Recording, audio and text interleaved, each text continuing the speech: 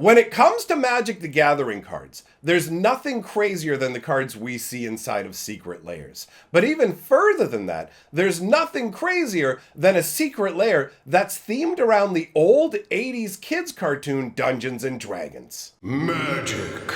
I am a wizard! History. I'm an old wizard! The magic historian. My bones hurt. Greetings, owners of fine luxury cardboard rectangles. My friends, we are here to talk about the silliest secret lair yet. The one that's built specifically around the Saturday morning cartoon Dungeons and Dragons. Now, I watched this when I was a kid. Ultimately, I remember enjoying it, but I didn't remember any details about the show really whatsoever. So what I did to refresh myself was I went back and I watched the first episode of the series, okay? And I have to say, it was delightful. I am totally going to watch the full series. It's an absolutely wild and messed up story, okay? So we're going to talk about all the cards from the secret lair, but also the story of what's going on as well, because it's pretty crazy, and this guy is responsible for it. The Dungeon Master, he kind of comes across as maybe not the best person. He's likable,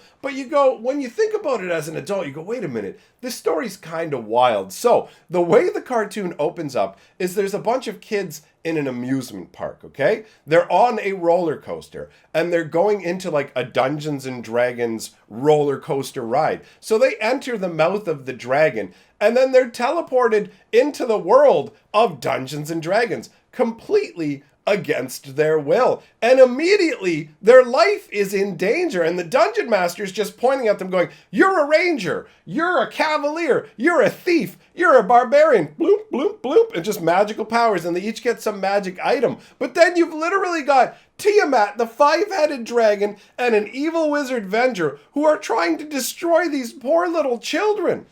Like, there's literally no real reason that the Dungeon Master even needed to summon them up into his realm, right? Like, why couldn't he just take people who already existed in his world, who wanted to be heroes or had the potential to be heroes, and use them? Nope, he just goes ahead and he's like, you know what? I'm going to take these kids and essentially just abduct them. And then the craziest part is, it turns out that ultimately the Dungeon Master, he's like, you have to stop Venger. Venger is the Dungeon Master's own son. So he abducts a bunch of people's kids to fix his own evil kid who he's just apparently not going to do anything about. And he just shows up randomly to be all cheeky. You know what I mean? Oh, do you have a problem? He's like, oh, I know what's going on. Well, bye. And he just disappears. It's just this cryptic craziness. He doesn't even have a name. He just goes by Dungeon Master. He's this mischievous little imp who's imprisoned these children into a dangerous and deadly world to deal with his own family issues. It's so wild when you're looking at it. You're like, what is going on? And the show has like a glorious lack of logic. At the beginning, they're dealing with like right away, first episode, they just dive into it. Boom, the little barbarian kid is fighting against Tiamat, the five-headed dragon. And they manage to seal the dragon into a cave with all these giant rocks, okay, and whatever. And then they're in this giant floating castle, and Tiamat's just like, guess who's at the door? And just like comes barging into the castle. So they lure it into a hole in the floor by putting a carpet. Oh, they put a carpet over the hole and they get Tiamat to fall into the hole in the floor.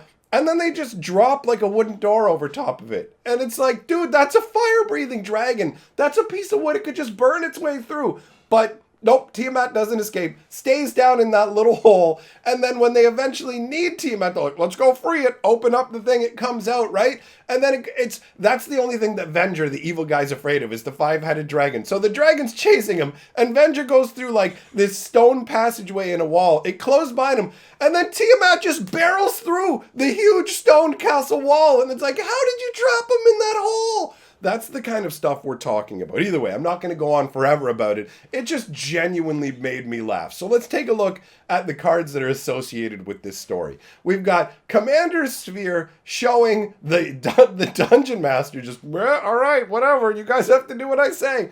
So Commander's Sphere, 3 casting cost artifact, tap, add 1 mana of any color in your commander's color identity, sacrifice commander's sphere, draw a card. The flavor text says, the fate of one is shared by all. So, I guess the connection's supposed to be that the Dungeon Master is like the commander. He's in charge of the kids. You belong to me, kids. You're never going home.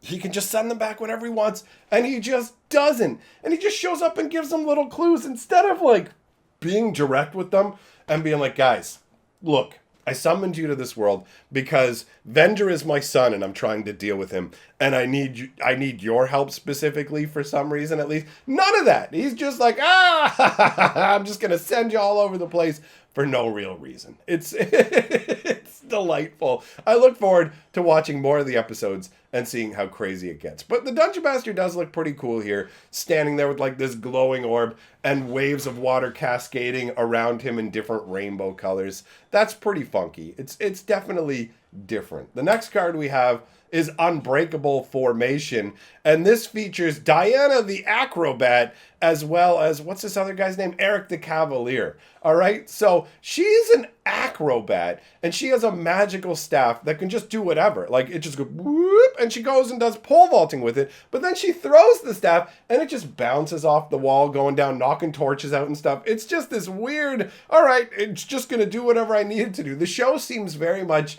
themed around the idea of whatever we want to have happen, just do it. Don't worry if it doesn't make sense, right? So you can see Diana here reflecting away magical rays by just twirling her. I'm an acrobat. Woo, woo, woo, woo. Twirl my stick and use it to protect her and Eric. And I like the way that Eric is shown in this because Eric he's not a bad guy, but he's obnoxious. He's a whiner. He's a complainer. He can sometimes seem cowardly and sometimes seem heroic.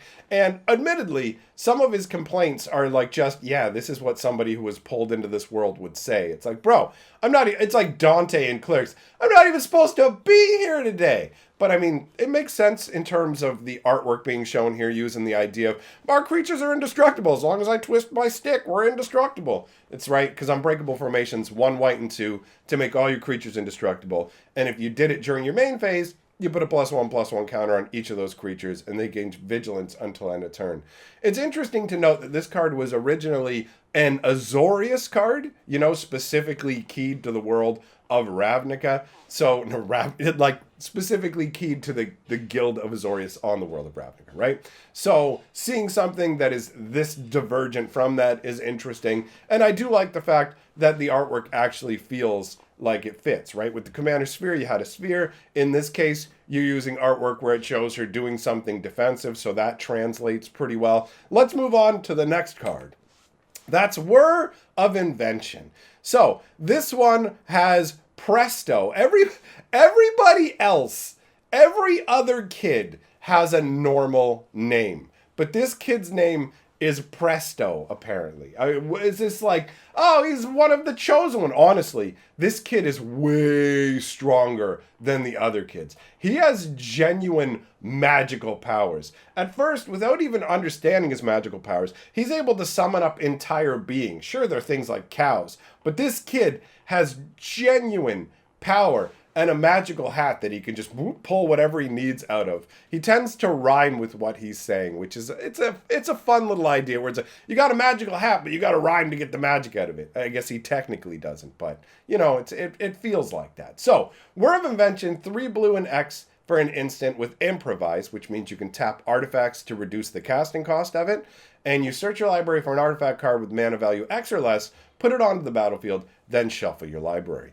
The flavored text says, Magic Hat, I'm gonna be frank. What we need now is a 20-ton tank. And you can see that Presto's standing there with tons of things that he has pulled out of his magical hat. Some more useful than others. You can see a cannon, a bucket, a little fairy dragon, a chicken, a thing of bananas, ropes. There's some TNT in the background, a big flying bug. Like, there's so many different things. Looks like a fire hose in the front, a pile of books, a shield. There's just an endless amount of items. So this Presto kid is most assuredly the most powerful out of all of these children. And he's obsessed with trying to find magic that will help him take him and his friends home. Even though the Dungeon Master could just be like, boom, you're home. He literally could just send them back whenever. That's the part I have the hardest time wrapping my mind around. Like, he's just this mischievous little imp that has taken these kids just were at an amusement park. That's it. Like, it's wild. Anyways, let's move on. Hero's downfall. So you can see here, this is Venger. This is the Dungeon Master's son. And you look at the Dungeon Master, and he's this tiny little imp almost. And then Venger is this huge, he's got to be 6.5 feet tall. And he's got big old demon wings and a horn coming off his head. His skin is blue? Like, what is even going on? How is this the Dungeon Master's child? Who did the Dungeon Master get with to make Venger? And since the Dungeon Master seems to be pretty much all powerful, all knowing, why? Like, I don't get it. He's called the Dungeon Master to be the idea of like the Dungeon Master of a Dungeons and Dragons game, where it's the Dungeon Master is the one who leads you through your adventure. But it's like, he's a real person. He's not a Dungeon Master. Do you know what I mean? Like, he's literally a person who exists in this world. So why can't he help and fix his kid himself? Why does he have to take this weird roundabout way? But anyways, Hero's downfall is 2 black and 1 for an instant. Destroy target creature or planeswalker. This is the end for all of you. And I mean, it makes perfect sense in terms of the concept of the card. This is an attempt to use magic to destroy heroes. Now let's be real. This is a kid's cartoon, so none of the heroes get destroyed. You actually get to see them all here in the crystal ball as well. So you've got, obviously we already talked about Diana and Eric, but then you also have Hank the Ranger. He's got a magical bow that fires arrows of light. You've also got Sheila the Thief, who has a cloak of invisibility.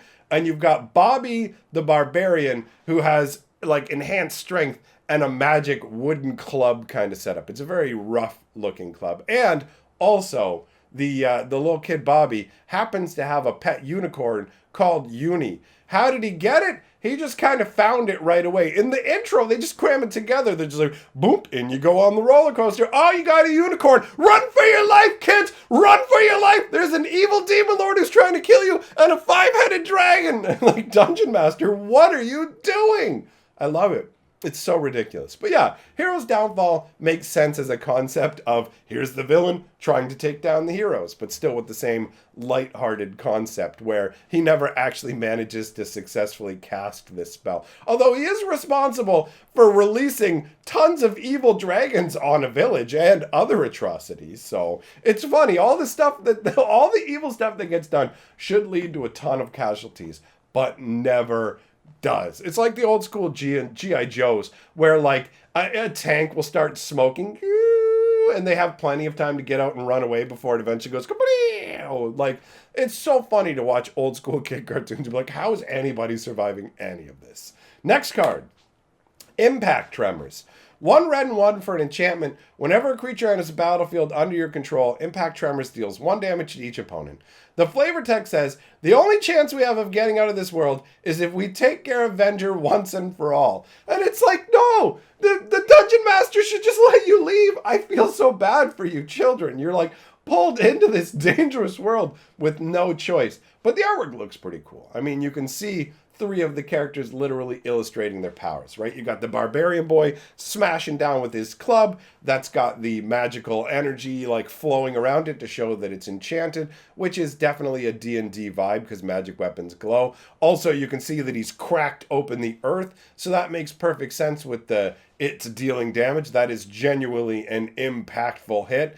And in the background, you can see Hank with his bow firing off in one direction, and you can see Sheila going, bloop, time to turn invisible. They have a nice set of abilities overall for the different character classes and stuff.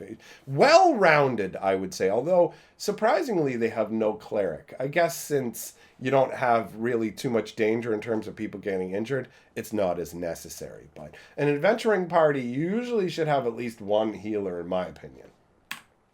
Then we've got Primal Vigor. This character is some kind of Shadow Knight. Hold on, let me see if I can Let me see if I can see what his name was again. Shadow Demon. That's what it was. This is the one guy who I was just like, wait, I don't recognize this. So I believe this is Shadow Demon. This is a servant of Venger. So he's sent out to go and get the heroes. And he's got these little like Toad Warrior guys. Go! Get it! Or are they Turtle Warriors? I'm not sure if they're Turtle Warriors or Toad Warriors, because it does kind of look like they have shells. Maybe they're Turtle Warriors, but they've got their little spears and they're running forwards, but they also look kind of adorable, because like, look at the one on the side. He's sitting there like, hey, look at the little fly that's landing on my spear. Cool. Or I guess if he's a frog, he's like, yo, it's dinner time. Either way, they have like a little playful feel. But the guy in the background looks more intense. He's beefy. He's got his sword raised with that crazy finned helmet. And he's riding like a dark nightmare horned horse that has crazy plated armor all over it, even on its curling horns. That's pretty wild, right? And Primal Vigor is a very desirable card. This is probably, actually, this is most assuredly the most desirable card from a play standpoint from this secret lair. So it's 1 green and 4. It's an enchantment. If 1 or more tokens would be created, twice that many of those tokens are created instead. And if 1 or more +1/+1 counters would be put on a creature, twice that many +1/+1 counters are put on that creature instead. So this is like essentially a fixed doubling season that doesn't allow planeswalkers to go nuts. Overall, pretty solid inclusion.